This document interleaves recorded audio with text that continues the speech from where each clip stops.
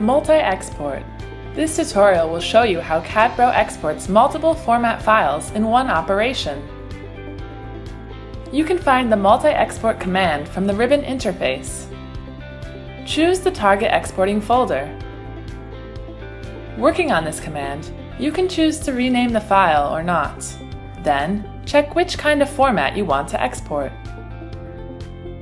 You can click Setting to add more formats to the list.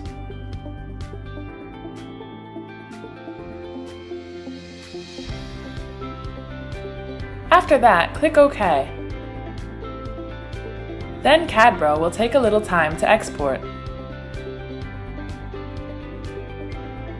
When finished, you will find all exporting files have been generated. Compared with export command, multi-export is more efficient.